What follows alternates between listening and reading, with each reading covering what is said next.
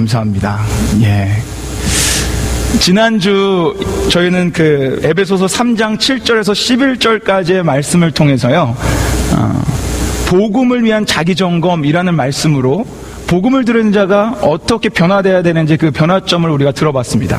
그래서 처음에 시작할 때 제가 질문을 하나 하면서 시작했습니다. 오늘도 동일하게 질문을 하면서 시작하도록 하겠습니다. 왜냐, 지난주에 안 나오신 분들도 계시고, 또한 그 말씀은 지난주에 이어서 가는 말씀이기 때문에 그렇습니다. 제 질문을 하겠습니다. 여러분은 마음이 오시는 대로 아멘이라고 화답하고 나가시면 되겠습니다. 여러분, 하나님의 은혜로 예수 그리스도를 믿음으로 말미암아 구원의 선물을 얻게 되심을 믿으십니까? 아멘. 예, 오늘도 많은 분들이 동일하게 이렇게 대답하셨습니다. 죄송하지만 오늘 그 통역기가 있으니까 혹시 통역기가 필요하신 분들은 우리 손 들어주시면, 혹시 필요하신 분이 있으시면, 예, 지사님 여기 앞에 하나만 좀 갖다 주시겠습니까? 예, 감사합니다. 제가 이렇게 쭉 보니까 지난주에 이어서 오늘도 역시 대부분 많은 분들이 아멘이라고 지금 대답하셨습니다. 그래서 저희가 아멘을 하고 대답한, 내가 정말로 예수 그리스도를 믿어서 구원을 받았다라고 그 믿는 사람들에겐 지난주 말씀을 통해서 변화점이 있다라고 제가 말씀드렸습니다. 그리고 지난주는 두 가지 변화점을 보았어요. 예수 그리스도 믿는 사람들은 이렇게 변화가 된다. 혹시 기억하십니까? 그 첫 번째 변화점이 무엇인지? 할렐루야. 예수 그리스도를 믿으면, 그 복음을 믿는 자는 그 복음 앞에 섰을 때 자기에게 어떤 고백이 있다 그랬죠? 나는 온 성도들 중에 가장 어떤 자라고요? 가장 작은 자다. 복음 앞에 섰을 때 나는 가장 미천한 자입니다 라는 겸손케 되는 고백이 나온다고 그랬습니다. 기억하시죠? 예. 두 번째, 어떤 변화점이 있냐면, 예수 그리스도 복음 앞에 쓴 사람들, 그 복음을 믿는 사람들에게는 하나님의 그 영광스러운 복음을 전하는 전도자의 사명이 주어진다라고 그랬습니다. 그리고 전도자의 사명은 그냥 모든 민족과 방언뿐만 아니라 하늘에 있는 천사들에게까지 전하는 영광스러운 복음 사명이라고 제가 말씀드렸습니다. 이제 좀 기억이 나시죠? 자, 오늘도요, 지난주에 이어서 동일하게 예수 그리스도를 믿는 우리들에게, 구원받은 우리들에게, 복음을 믿는 우리들에게 어떻게 변화된 삶을 살아가는지 사도 바울이 오늘 말씀을 통해서 두 가지를 더 증거해주고 있습니다. 그래서 오늘은요, 다시금 지난주에 봤던 것처럼 두 가지 예수 그리스도를 믿는 사람들의 변화점을 보면서 다시 한번 우리 스스로를 점검해 볼 거예요. 그게 첫 번째 앵글입니다. 그리고 두 번째 앵글이 오늘 또 있습니다. 두 번째 앵글은요, 그 복음으로 인해서 자기 점검뿐만이 아니라 예수 그리스도께서 오신 이유를 함께 볼 거예요. 이 두 가지 앵글을 가지고 오늘 말씀을 하나하나 찾아가며 말씀을 보며 내려갈 것입니다. 그래서 오늘 말씀을 통해서 예수 그리스도를 믿는 자의 삶이 어떻게 변해야 되는지, 그리고 예수 그리스도께서 왜 그런 변화된 삶을 주장하고 계시는지를 한번 말씀을 통해 발견하시고 또 스스로 점검하셔서 정말 이 크리스마스 때 정말 그리스도인답게 삶을 걸어나가시는 그런 놀라운 역사가 일어나기를 소망합니다. 아멘. 먼저 이제 지난주에서 세 번째, 복음으로 인해 변화되는 특징을 좀 보도록 하겠습니다. 그 세 번째 특징은요, 하나님께 담대히 나아갈 수 있다라는 것입니다. 세 번째 특징, 복음을 인해 변화받은 자의 세 번째 특징은 하나님께 담대히 나아갈 수 있다라는 것입니다. 우리 12절 말씀을 우리 한번 같이 읽어보도록 하겠습니다. 12절 말씀 같이 읽겠습니다. 시작. 우리가 그 안에서 그를 믿음으로 말미암아 담대함과 하나님께 당당히 나아감을 얻느니라. 아멘. 여러분, 저는요, 이 사실이 참 좋아요. 하나님께 당당히 나아감을 얻느니라. 저는 이 말씀이 얼마나 좋은지 모릅니다. 그런데 이 말씀이 얼마나 좋은지를 보기 전에 우리가 한 가지 먼저 생각해 봐야 되는 게 있습니다. 여러분, 하나님께 당당히 나아감을 얻었노라 라는 말은요, 그럼 전에는 어땠다라는 거예요? 하나님께 당당히 나아갔다라는 겁니까? 나아가지 못했다라는 거예요? 못했다라는 거죠. 왜 그렇다면 우리가 하나님께 당당히 나아가지 못했을까요? 이 질문에 대한 대답을 여러분 아시죠? 한번 대답해 보시겠습니까? 왜 우리가 하나님 앞에 당당히 못 나아갔을까요? 죄 때문에. 감사합니다, 권사님. 우리의 죄 때문에 우리가 하나님 앞에 당당히 나아가지 못했습니다. 우리 로마서 3장 23절 말씀은요, 그 이유를 정확하게 우리에게 진단해서 보여줘요. 우리 로마서 3장 23절 말씀, 아마 우리 같이, 왜 우리가 하나님 앞에 나갈 수 없었는지 그 이유를 한번 같이 읽어보도록 하겠습니다. 같이 읽겠습니다. 시작. 모든 사람이 죄를 범하였음에 하나님의 영광에 이르지 못하더니. 여러분, 이것이 우리의 상태였어요. 이것이 우리가 복음을 듣기 전에, 예수 그리스도를 만나기 전에 우리의 모습이었습니다. 성경은요, 모두가 죄를 범한 죄인이라고 우리를 진단해 줍니다. 그리고 그 결과, 어떤 결과가 있었냐면 하나님과 우리의 관계가 멀어졌어요. 뒤틀렸습니다. 하나님 영광에 이르지 못하는 그런 결과를 우리는 가지고 있었습니다. 그렇기에 우리는 하나님 앞에 당당히 나아갈 수 없었던, 하나님 없던 그런 존재들이었습니다. 그래서 저에게 오늘 본문인 이 에베소서 3장 12절 말씀은요, 너무 은혜로 다가와요.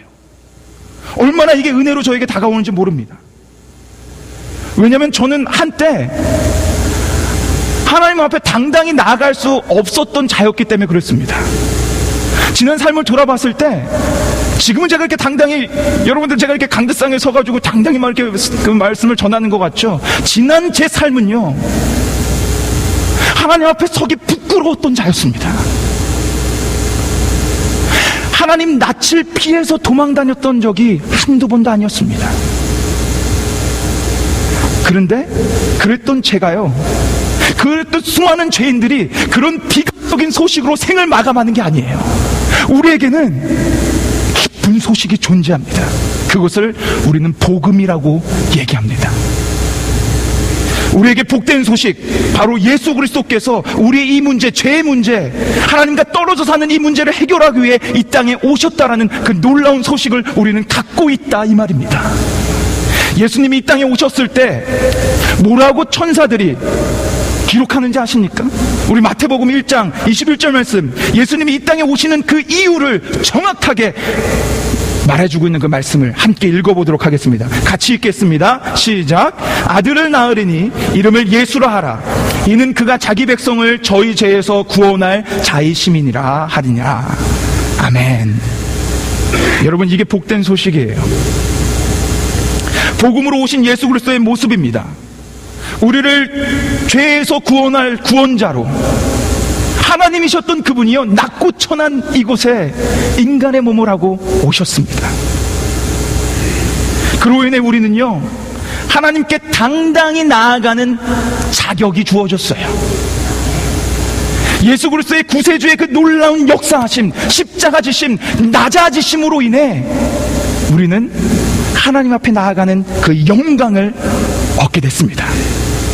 그래서 이제는 누구도, 어느 누구도 하나님 앞에 당당하게 걸어나갈 수 있는 거예요. 이게 우리 복음 가진 자, 복음을 들은 자의 특권입니다. 근데 이 특권은요, 한 가지 특징이 있어요. 이 특징을 오늘 잘 기억해 주시기 바랍니다. 이 하나님께 당당히 나아가는 이 특권 중에 하나의 특징은 뭐냐면 뻔뻔함이에요 하는 거예요. 뻔뻔함. 오늘 12절 말씀 한번 잘 보세요. 12절 말씀을 딱 보면요, 뭐라고 써있냐면, 그를 믿음으로 말미암아 담대함과 하나님께 당당히 라는, 어떻게 보면 같은 뜻이 써져 있습니다. 그렇죠? 담대함과 당당히, 이거는 한글로 써져 있어서 우리가 더 같은 뜻으로 보여져요. 근데 이걸 원어로 보면요, 약간의 차이가 있습니다. 먼저 쓰여진 이 담대함이라는 원어는 파르흐레시안이라는 단어인데요, 이 단어의 깊은 뜻은 뭐가 있냐면요, 뻔뻔함이라는 단어가 있습니다. 그리고요, 이 깊은 뜻을 한번 더 보면 어떤 뜻이 있냐면 숨김없이라는 뜻을 가지고 있습니다. 즉, 우리가 예수 그리스도를 믿어서 그분이 우리의 구원자라는 걸 믿으면요, 우리는 하나님 앞에 숨김없이 그냥 뻔뻔함으로 나가라는 거예요. 특징이 있습니다. 그게 바로 뻔뻔함입니다. 여러분, 담대히 말씀드리지만 우리는 하나님 앞에 뻔뻔함을 가지고 나가셔야 됩니다. 생각해 보십시오. 우리는 어떤 자격도 갖고 있지 않았어요. 우리는 하나님의 아들이라 구원받을 자격조차 없었던 그런 자입니다. 우리의 자격이 있었다면 우리 뻔뻔함 없어야죠. 근데 우리는 자격 없었기에 하나님 앞에 나갈 때 그냥 숨김없이 있는 모습 그대로 그냥 하나님 앞에 뻔뻔함을 가지고 나가면 됩니다. 그럼 한번 잘 생각해 보십시오. 여러분 예수님을 믿는다고 분명히 아멘으로 대답하셨습니다. 지나온 삶을 돌아보십시오. 여러분 가운데 죄 한 번 안 지으신 분 계십니까? 그런 분 계시면 한번 손 한번 들어보시겠어요? 예수님을 믿는다고 하는 우리가요, 지나온 삶을 돌아봤을 때 얼마나 추악한 죄들이 그 삶 속에 있었는지 모릅니다. 그 죄를 가지고 어떻게 하나님 앞으로 나아갈 수 있겠습니까? 그런데 예수님이 오셔서 우리에게 뻔뻔함이 생긴 거예요. 예수님은요, 아무리 우리가 죄를 졌든 아무리 우리가 어떤 그런 추악한 존재든 그 모든 것들을 커버할 수 있는 분이십니다. 그분은 모든 것을 다 용서하실 수 있으고요, 우리의 연약함, 우리의 부족함을 다 덮어주실 수 있는 분이십니다. 그리고 또 하나 우리가 뻔뻔함을 가질 수 있는 이유가 하나 더 있습니다. 그것은 바로 예수님이 이 땅에 오신 이유입니다. 아까 마태복음 1장 21절을 봤죠? 그 밑에 어떤 이유로 예수님이 오셨는지 또 써 있어요. 마태복음 1장 23절 말씀 우리 한번 같이 읽어보도록 하겠습니다. 같이 읽겠습니다. 시작.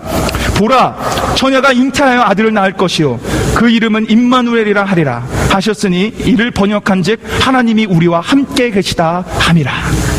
아멘. 이게 여러분 우리의 뻔뻔함의 이유예요. 우리는 추악한 죄인입니다. 아무리 우리가 의롭게 돼서도요, 이 타락한 세상을 걸어갈 때 수많은 유혹에 노출되어 있고요, 때로는 그 유혹에 넘어질 때도 있습니다. 두려워 마십시오. 숨지 마십시오. 예수님 모든 것을 커버할 수 있습니다. 왜냐? 함께 하시기에. 나와 함께 하시는 거예요. 여러분은 어떻게 고백하시면 되는지 아십니까? 두 손 돌려 이렇게 고백하면 됩니다. 하나님, 압니다. 저 하나님 앞에 당당히 나아갈 수 없는 죄인입니다. 그러나 당신의 아들 독생자 예수 그리스도의 대속하심으로 인해 저는 깨끗함을 얻었습니다. 그리고 이 시간 나와 함께 하시는 그 임마누엘의 예수님 때문에 내가 하나님 앞으로 당당히 걸어갑니다. 압니다. 제 안에 추악한 죄가 얼마나 많음을 저는 압니다. 그러나 이 죄 또한 오직 예수 그리스도만이 사하여 줄 줄 믿습니다. 그래서 나와 함께 하시는 임마누엘의 예수님을 힘입어 내가 당당히 걸어 나가겠습니다. 여러분, 이게 복음을 아는 자의 모습입니다. 여러분 한번 점검해 보십시오. 나에게 이런 뻔뻔함이 있는가? 여러분 하나님 앞에요, 뻔뻔함이 있으셔도 돼요. 어차피 우리는 구원받을 자격조차 없었던 자들입니다.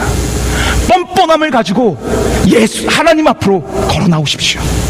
오늘 말씀을 통해 한번 점검해 보세요. 이 크리스마스 시즌에 나의 삶 가운데 내가 하나님의 낯을 피했던 그런 모습들이 있었는가? 아니면 내가 어떤 모습이어든 나와 함께 하시기 위해 오신 예수 그리스도 때문에, 나의 모든 죄를 사하여 오신 예수 그리스도 때문에 당당히 뻔뻔히 하나님 앞으로 나아가고 있는가? 여러분 스스로 한번 점검해 보십시오. 자, 이제 네 번째 특징으로 넘어가겠습니다.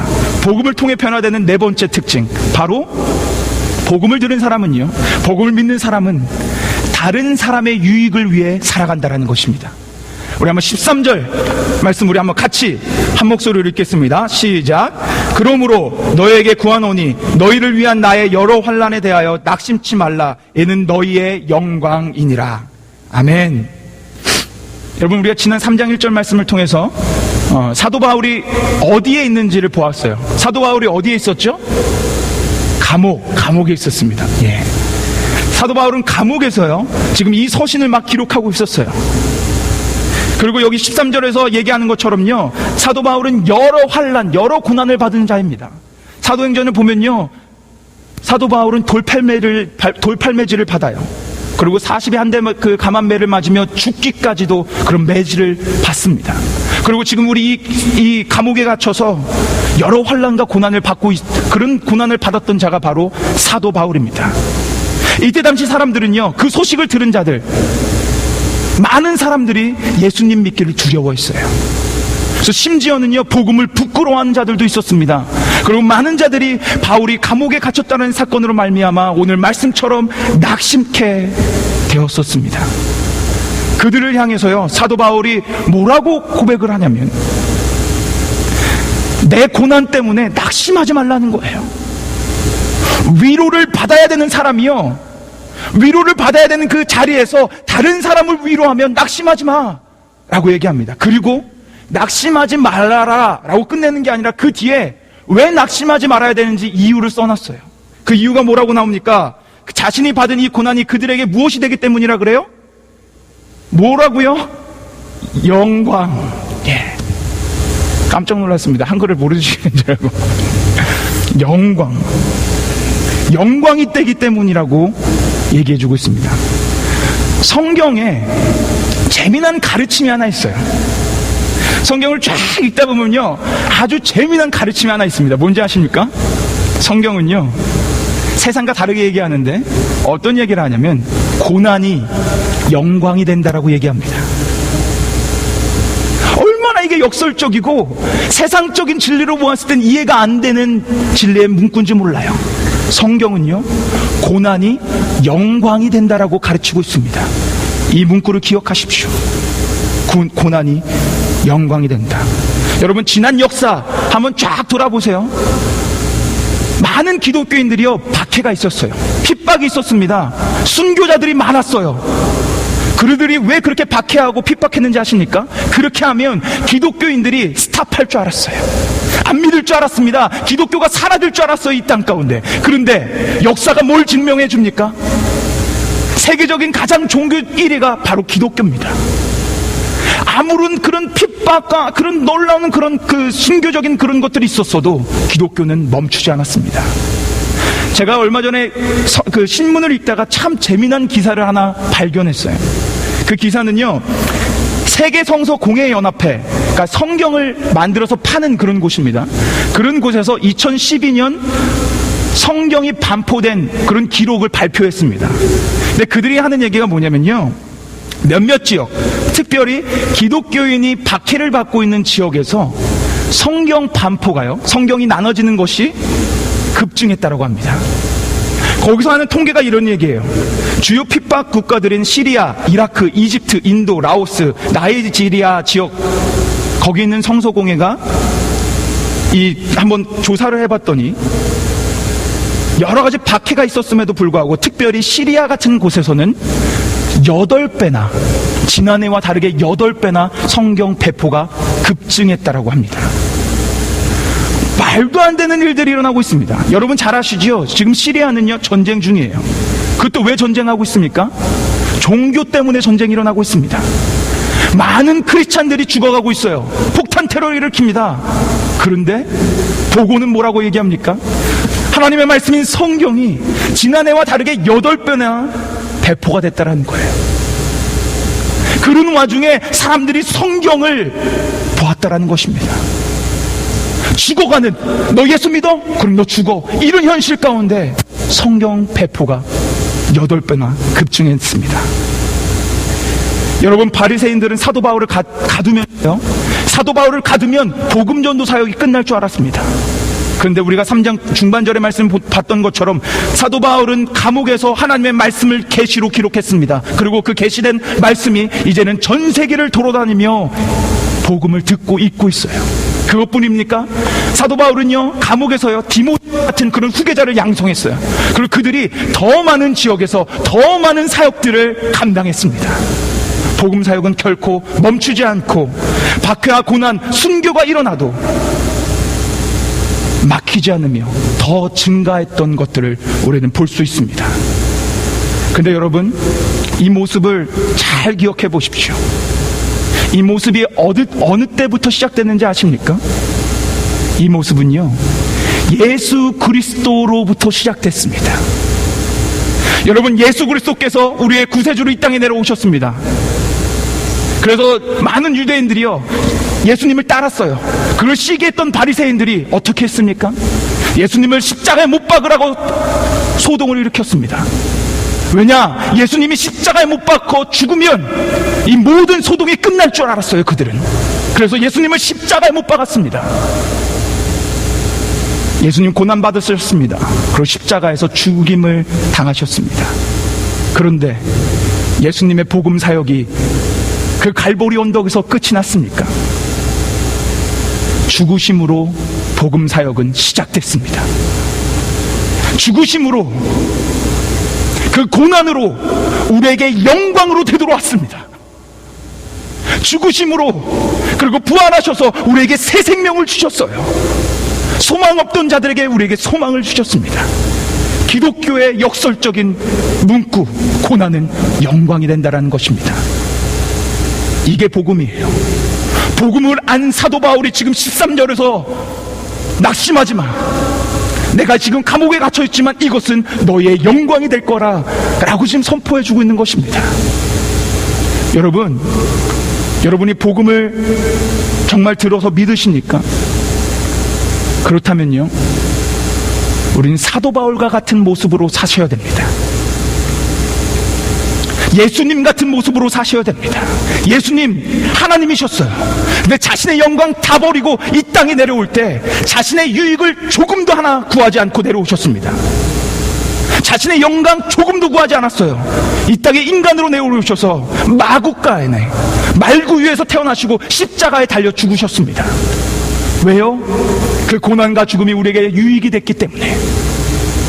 여러분, 이게 기독교인의 진리며 도입니다. 세상은요, 내가 잘 되기 위해서 살아요. 세상은요, 어떻게 하면 내가 좋은 것을 얻을까 하며 살아갑니다. 내가 어떤 걸 유익을 얻을까, 이런 실의를 따지며 삽니다. 근데 여러분이 진정 예수님을 믿어서 오늘 크리스마스 때 내 가족과 메리 크리스마스라고 인사를 하신다면 여러분의 삶은 어떻게 변화가 되셔야 되냐면, 복음을 위하여 남의 유익을 구하며 사셔야 됩니다. 나이가 손해가 와도, 나에게 고난이 찾아와도 난 당신을 위해 고난받습니다. 난 당신을 위해 손해받습니다. 라는 고백과 삶의 결과가 나오셔야 됩니다.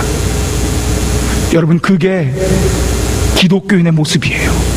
그게 복음을 아는 자들의 모습입니다. 왠지 아십니까? 예수님은요, 이 땅에 오셔서 누군가에게 예수님 당신 왜 오셨습니까? 물어봤을 때 이렇게 대답하셨어요. 우리 마가복음 10장 45절 말씀 한번 보여주시겠습니까? 마가복음 10장 45절 말씀 우리 한번 같이 읽어보도록 하겠습니다. 같이 읽겠습니다. 시작. 인자가 온 것은 섬김을 받으려 함이 아니라 도리어 섬기려 하고 자기 목숨을 많은 사람의 대속물로 주려 함이라. 아멘. 여러분, 여기서 예수님이 직접 말씀하신 거예요. 그분이 오신 이유를 뭐라고 말씀하십니까? 섬김을 받으러 오셨대요. 섬기러 오셨답니다. 그리고 또 뭐랍니까? 내 목숨을 다른 사람들을 위하여 대속물로 주셨다라는 거예요. 그리스도인의 도요, 그리스도인의 길이요, 그리스도인의 진리요, 바로 이겁니다. 더 낮아져서 남을 위해, 다른 사람을 위해 섬기고 손해볼 줄 아는 자들이 기독교인입니다. 이 진리를 오늘 이 크리스마스 때 우리 마음판에 새기길 원합니다. 혹 많은 사람들이 여러분들 가운데 이렇게 질문하실 수도 있어요. 그렇다면 우리의 유익은 어떻게? 나의 유익, 나의 영광, 내 삶은 어떻게? 여러분, 우리 지난 예배소서 말씀을 통해 다 봤어요. 우리가 어떤 존재라고요? 하나님의 아들, 딸입니다. 하늘의 시민권을 가진 자들이에요. 하나님의 상속자입니다. 하나님의 아들, 딸, 하나님이 끝까지 책임져 주십니다. 여러분이 어디를 가든 하나님이 끝까지 책임져 주세요. 우리는 그런 유익과 영광을 가진 자들입니다. 그렇다면 우리는 우리의 유익을 구하며 사는 것이 아니라 이제는 저 유익이 없는 곳에 가서 유익을 나눠주시고, 저 소망이 없는 곳에 가서 소망을 나눠주시고, 저 희망이 없는 곳에 죽어가던 영혼들을 일으켜시는 그런 여러분과 제가 되는 게 바로 복음을 들은 자의 모습입니다. 오늘 이 모습을 통해서, 이 말씀을 통해서 한번 좀 돌아봤으면 좋겠어요. 그냥 크리스마스 때 딸랑 그냥 뭐 연인들과 함께 그냥 만나서 데이트하고, 멋진 그냥 트리가 있는 곳에 가서 데이트하고, 가족끼리 그냥 뭐 케이크를 자르면서 샴페인을 터뜨리면서 그런 크리스마스 말고요. 여러분, 오늘 말씀을 통해서 한번 점검해 보세요.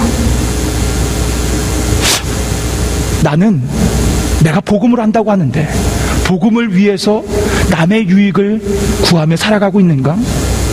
나는 기꺼이 손해를 보며 이 땅에 그리스도인으로 살아가고 있는가?